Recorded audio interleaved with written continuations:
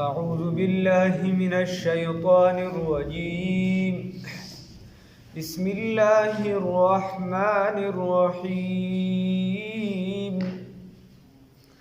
وإذ قال إبراهيم لأبيه وقومه إنني براء مما تعبدون إلا الذي فطرني فإنه سيهدين. صدقت يا رب العالمين.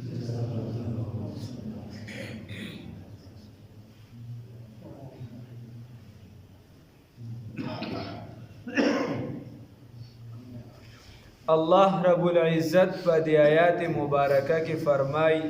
وَإِذْ قَالَ وَپَهَغَ وَخْ کی چیوئل ابراهیم سیدنا ابراهیم علیه السلام لأبیه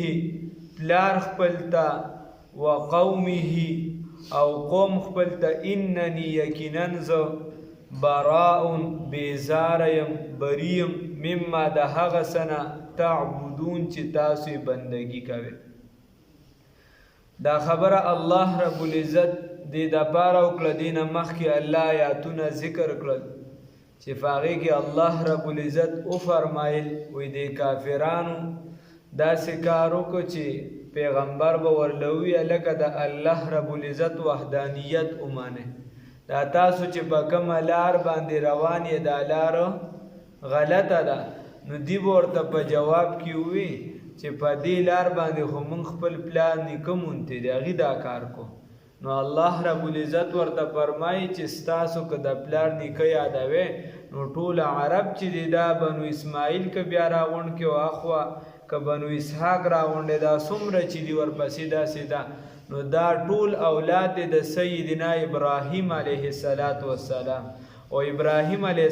السلام د حق د کلمې د باره د خپل پلار خلاف ولاړو او تاسو چې دی وای موږ د هغه اولاد یو نو تاسو خو د باطلو خدایانو سره ولاړې د هغې خلاف نشئ ودرېدی او هغه د خپل پلار خلاف ولاړو هغه د خپل سوچه قوم خلاف ولاړو حالانکه تاسو د باطلو خدایانو خلاف نه ودرېږئ. نو دا داسې دی نه دا معلومیږي چې ستاسو اصل چې پلار نیکه کوم تاسو د هغې لار نه ده رانیسلې تاسو د باطلو لار رانیسلې ده. نو اذا قال بهغه وخت کې چې وویل ابراهیم سیدنا ابراهیم علیه السلام لابیه پلار خپلتا و قومه او قام خپلتا اننی یقینا ز براء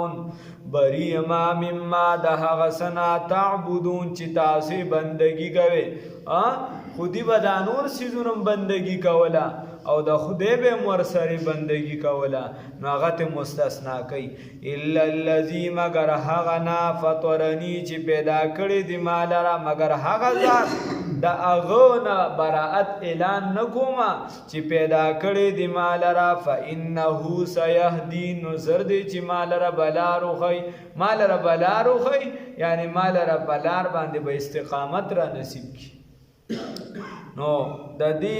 بیا طبقات ابن سعد کې لیکي چې د دې اعلان د وجې هغه له 2 کاله جیل ورکړی شوی 2 کاله جیل په یو اعلان باندې چې ته وي چې ستاسو د بوتانو نه د براءت اعلان کوم نو 2 کاله جیل وجعلها ویګرځو دغه کلمې لره الله وجعلها وکړه الله دغه کلمتن دغه کلمه باقیتن باقی فی عقبه په اولاد د ابراهیم علیه السلام کې الله رب العزت د کلمه د خبره دا باقی وګرځوله پس کې په اولاد د ابراهیم علیه السلام کې فی عقبه په اولاد د کې لعلهم یرجعون هایږي چې دی واپس شي نو څه ته واپس شي دی چې د توحید عقیدی طرف ته واپس شي، دی د شرکیاتو چې دی شکار شوي دي، چې شرک پرېږدي، بت پرستی پرېږدي، غلطه لار پرېږدي او د الله رب العزت وحدانیت ومني، د الله رب العزت د توحید عقیده ومني. نو چې دا ولې ورته الله رب العزت دغه کلمه باقي وګرځوله؟ یو خدا خبره شوه. دویمه خبره داره وجعلها کلمة باقیة فی عقبه لعلهم یرجعون. الله رب العزت دغه کلمه د توحید توجه ساته، دغه کلمه د توحید دا باقی وګرځوله په دې خاندان د کې د په اولاد کې د پاره دي چې د حق ته رجوع کی. نو د دینه یو معلومه دام شو چې د قریشو ته هم د ابراهیم علیه السلام چې کوم دین شریعت ورکړی شو هغه ورته را رسیدلی، یو صحیح کول یو اصح کول. نو په اصح کول مطابق چې دی دا خبره مضبوطه ده چې بای د ابراهیم علیه السلام ته چې کوم شریعت راغلی نو هغه د قریشو ته هم را رسیدلی. ورنه قریشو کې یا په عربو کې بعضې د کسان داسې د جاهلیت په زمانه کې چې هغه د عقیده د توحید باندې مضبوط ولاړ. حضرت نوفیل سے بارک راضی رسول الله صلی الله علیه وسلم فرمای چې یو بیره کعبه مبارک سر تشریف فرماو دی کې چې دینو مشرکانو له نبوت نو میلو شوی، هغه سه قربانی راوړل او د غیر الله په نوم باندې منښت کړي و د مونږ موای د پلانکی بابا په نوم یادا نو د کشان د چا په نوم باندې یو بوت په نوم باندې منښت کړي و هغه راوړل او بیا په بیت الله مونږ ته وړاندې کې خدای وی هغه ماته وی چې واره داونه خوري ګوري وی بیا ودرې دوغې ته تقریر شروع کو چې دا خو ګډ دی او دا خو الله رب العزت پیدا کړی دی، نو تاسو دا د الله په ځای باندې د بل چا په نوم باندې حلال کو نو د کشان لګیانو ګوره. نو د دې وجه الله وی وجعلها کلمة باقیة فی عقبه لعلهم یرجعون. بیا الله فرمای بل متعتو بلکې فائدہ می ورکړه هؤلاء دغه خلقو ته و آباهم او پلار نیکونو د دوتا حتی تر دې پورې جاءهم الحق چراغ دوت حق ورسول مبین او پیغمبر واضح بیانونکي. دله می فائدہ ورکړه بدغه کې لګا تر دې پورې چې پیغمبر راغی هغه حق ویونکي راغی هغه ورته واضح بیان وکړي چې بای کلمه دا وایي په دې طریقه باندې دین قبول کې دا دین دی دا کیسه ورته وکړه. خو ولما جاءهم هر کله چراغ دیوتا الحق حق قالوا ویل دی هذا سحر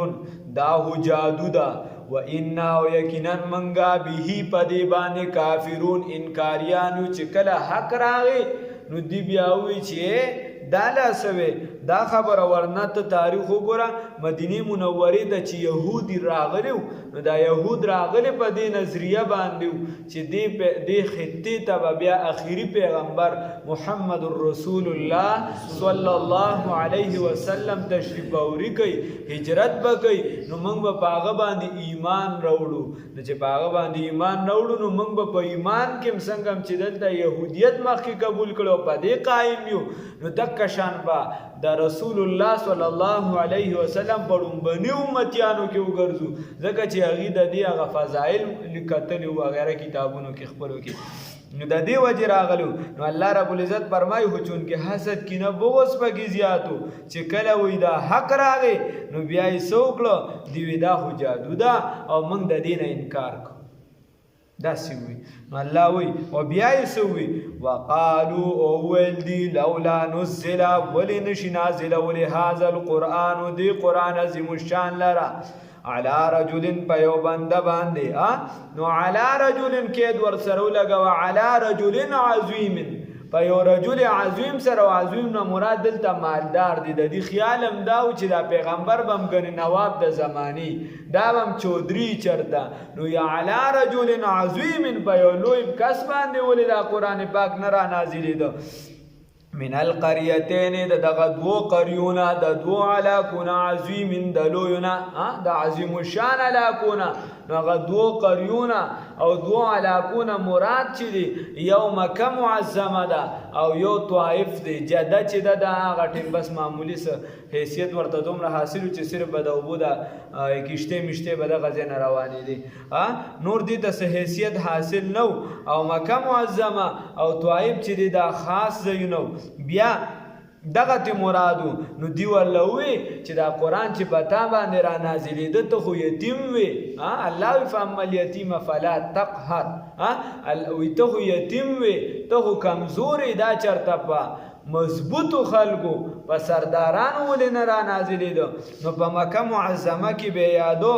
ولید بن مغیره، دا په خاندان کې هم ډېر مضبوطو، دا بچی هم ډېر په هغه لحاظ سره مضبوطو او دکه شان مالدار او ډېر زیات. نو ولید بن مغیره به یادو چې په هغه ولې قرآن نه را نازلېده په مکه معظمه کې. او فطائب کې به چې دی بل کس یادو د هغه نوم عروه بن مسعود ثقفي، وایي په هغه باندې دا قرآن ولې نه را نازلېده. ورته وګوره ټول خلک ورته سلامونه کوي، ټول خلک ورته ټیټ پاس کوي، ولې خلک خو ظاهرا چې چا ته خلک بس ښکته بره کوي، وایي دا جوړ عزت دی، نور که بشار پسې کنځل هم کوي. نو په عروه باندې ولې نه نازلېده او یا چې دی په ولید بن مغیره باندې ولې نه نازلېده. نو الله رب العزت فرمایي بل ځای کې الله یجعل وی الله رب العزت د دې رسالت تقسیم کوي، دا خو د الله وغه ده، ذالک فضل الله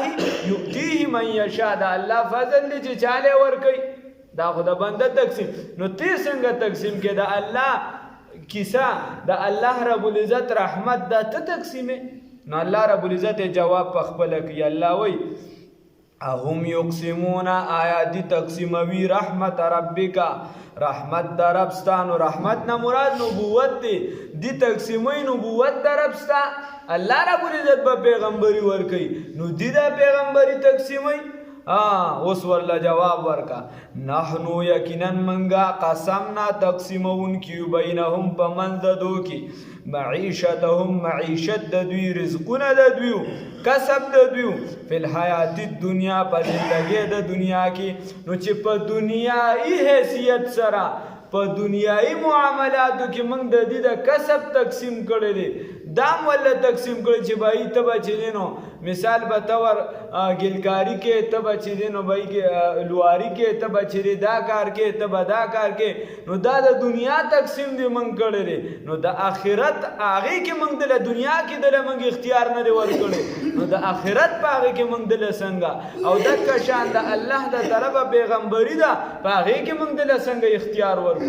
نو ته ورته وایا چې ای پیغمبر صلی الله علیه وسلم آیا دی به د خدای رحمت تقسیموي، دی به پیغمبري تقسیموي چې دا به پیغمبري او دا به نه دا به دی کوي. نحنو قسمنا بینهم معیشتهم فی الحیات الدنیا، الله وی په دنیا کې ول زدا کسبونه تقسیم دار سو الله ما کړی دي. د دې وجه زمون خپل پیغمبر پاک صلی الله علیه وسلم فرمای و ان الله قسم بینکم اخلاقکم کما قسم بینکم ارزاقکم. وی الله رب العزت تاسو په منځ کې څه تقسیموي، تاسو په منځ کې اخلاق تقسیموي لکه څنګه چې تاسو په منځ کې رزقونه تقسیم کړي. ته وایا چې الله رب العزت په یو ورځ باندې ستا درې ټیمه روټۍ لیکلي، رزق یې لیکلي، نو دا څوک بندولی شي؟ نه، دا الله رب العزت لیکلی ده. نو الله رسول الله صلی الله علیه وسلم فرمایي دکه شان ستا اخلاق هم تقسیموي. اوس اخلاق به د چا ګوره سخت وي، د چا به نرم وي، نو اوس دغه اخلاق ته نشي بدلولی، ستا پلار هم نشي بدلولی، هیڅوک یې نشي بدلولی. دغه به په ښه خوی سره بدلیږي، دغه کې به ښه خوی راولي. لکه د عمر رضی الله تعالی عنہ طبیعت سخت، موږ ټول وایي طبیعت جلالی طبیعت والو، د دې وایي تصوف والے چې اجازه ورکوي چاته وایي تعالی مې په جمالی کې درکړه، تعالی مې په جلالی طبیعت کې اجازه درکړه. نو خیر د عمر رضی الله تعالی عنہ طبیعت سختو، نو د هغه د طبیعت سختوالی چې په دین کې هغه استعمال کړه، د دین خلاف استعمال نه کړه. کمال دا دی الله رسول الله صلی الله علیه وسلم په حدیث مبارکه کې فرمایي اشدهم فی امر الله عمر، د الله رب العزت په دین کې سخت چې دا څوک دی عمر رضی الله تعالی عنہ دی نو اشداء علی الکفار رحماء بینهم نو ګوره د هغه د سخوالي دا په دین کې استعمال شو د دین دپاره نو لویه ګټه وکړله خو که دغه سخوالي دی د دین خلاف استعمال کو نو بیا غرق شوی تباه او برباد شو الله دې وساتي بیا ښه نه ده بیا تباهي ده سره د دې چې دومره سخت یعنی دین په کاته کې سخت و عمر رضی الله عنه چې مانځه ته به ودرېده نو ټول منځ کې به یې ژړل اکثر به په مانځه کې بېهوشه شو څو ورځې به بیمار پروت یو زنانه وه په هغه دور کې په هغه باندې یو نوجوان چې دی د هغه یعنی خوښې شو مین شو نن سبا خو بس باره کوڅه کې چې دی نو 2-3 مینان ګرځي هغه مین شو چېرته او ته خطونه تاسو نه لیدلې خطونه ناشنا خطونه دي دغلته په یو خط مې دغلته ایښوده نو چاته مې ویل موږ د قرآن کې موږ د دې کې موږ دغلته کنس کې کېده تاسو در خیال کوي الله رب العزت ته وګورئ د دین خیال وساتئ ورنه دغه کومه لمن چې ته بل خوا خوځې دا کم خیال چې ته وایې چې زما دا پاک دی او دا قرآن ته نه کښېنې په خدای چې دا به ستا په کور کې به ته پوخ پوښتون یو وغیره به ډېر لرې ستا نه ستا به دا سوچ یو حال به دا ته به بیلو بیلو کیسو کې پروت دی بیلو بیلو کیسو کې پروت دی ورشه زما دا کنځونه پروت دی الله دې معافي وکړي نو خبره داسې ده عمر رضی الله تعالی عنه هغه زنانه پوه شو هغه هم ډېره په دغه د دور زنانه وه نو پاکه وه هغې ورپسې سوال جواب وکړو وایي زه به در سره نکاح وکړم ته به رشته راولېږې خو د هغې نه مخکې 40 ورځې عمر رضی الله تعالی عنه پسې به د سارې مونځ کوي 40 ورځې نو چې 40 ورځې مونځ یې وکړو نو بیا ورپسې زنانه سوال جواب وکړو وایي اوس رشته راولېږه هغې ورته ویل زما زړه ته د الله رب العزت محبت راغلی د عمر تلاوت ورته د الله محبت راغوستی دی داسې الله دې را نصیب کړي نو هم یقسمون رحمت ربک نحن قسمنا بینهم معیشتهم فی الحیات الدنیا دا خپل معیشت چې دی الله رب العزت وایي دا والله زه تقسیموم په دنیا کې نو الله رب العزت ستا د رزق تقسیم کوي خپل کشر چې دی دا دین له ورکه الله دې توفیق راکړي خپل ځان دا دین له ورکه دنیایي کار ورسره کوه خو دین نه مه غافله کېږه ورنه بیا به کیسه روانه ورفعنا بعضهم فوق بعض درجات الله رب العزت فرمای وم ګرځول ورفعنا اوچتم کړو ځنې د دوی د فاسه د بازو درجات په درجو کې لیتخذ د پاره د دې چې ونیسي بعضهم ځنې د دوی بعضا ځنو لره سخریا خدمتګار دوه معنی دي یو معنی ده چې د تسخیر نه واخلي نو خدمتګار مراد دی الله رب العزت فرمایي بعضم چې دی مالدار وګرځول بعضم غریبانان وګرځول د دې دپاره چې دا بعضې د دې نورو خدمتګار وګرځي نو هلکه ټول د یو بل محتاج دي که مالدار دی نو دی په اوبو راوړلو کې محتاج دي په اوبو راغشتلو کې محتاج دي دی دا خپل د شان خلاف ګڼي چې دی اوبه قدرې راواخلي نو دی غریب ته په اوبو راغشتو کې محتاج دي هغه د ده نه په تنها اغستو کې محتاج دي دا ټول انسانان الله رب العزت په دې طریقې سره د دې جوړښت ته یو بل سر راوستی د دې وجې دا کم چې دا اوس چې په خلکو کومه وبا راخوره د غم خادي نه کوي کشري څه چل دی پلار به هم د کټ سر ته ناست هغه زوی له هم داسې عادت ورکړي چې هغه په غم خادی کې په 11 خدای نه خو نه یارېږي د معاشرې نه خو د حیا پرده وکړي که نه هغې کې ما په 11 و 12 بجې راپاسي قبر مبر خو اخو کیسه به تاسې موتی دکه شان چې دی غم په دعا کې به چې دی خدمت هغه داسې دی دا انسان دا دی کې به انسیت وي دی کې به دی به یو بل سر جوړښت وي دی به صرف ځان له کار نه کوي چې صرف بس زما چې څه دي بس دا به ما سره وي او نوره به م ګټه ما به م زما وي او د نور نه اجتماعي کار به کوي انفرادیت طرف ته که امت لاړ دا په هلاکت باندې بیا روان دی دین د اجتماعیت نه دی اسلام ټول اجتماعیت دی سلام اچواله که په بل باندې که صرف ځان له خو بس بیا خانقاه کې ځان له کېنه یا غار کې چېرته کېنه بس صرف بس ځان له لګیا یې زه د ډېر زیات بزرګ یم بس کیسه ختم نه په دغه نه ده اجتماعیت دی الله دې توفیق راکړي ورفعنا بعضهم فوق بعض درجات الله اوچت کړي مو بعضو د دې بعضې د دوی په بعضو باندې په درجاتو کې د پاره دی چې دی اونیسي بعضو لره سخریا په خدمتګارۍ سره ورحمت ربک او رحمت د رب ستا خیر دا غوره دی مما د هغه څه نه یجمعون چې دی جمع کوي د الله رب العزت رحمت چې دی دا غوره دی د هغه څه نه چې دی جمع کوي نو د الله رب العزت رحمت ډیر زیات پراخه دی منګ سوچم نشو کولی منګ د هغې هغه تحته نه چې منګ د هغې هغه سر ته نشو رسېدی الله رب العزت را باندې خپل رحمت دروازې را کولو کړي